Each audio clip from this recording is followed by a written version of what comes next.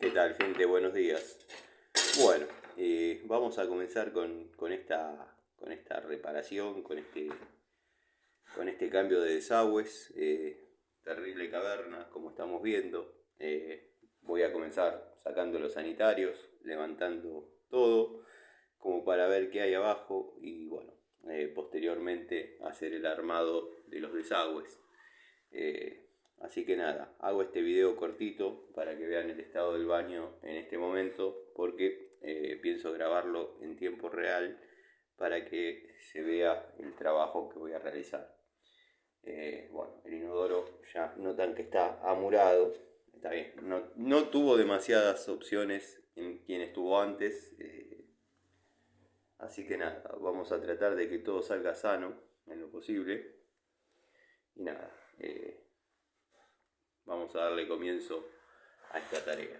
Los dejo con esta imagen. Ahora reposiciono el celular y bueno, comenzamos.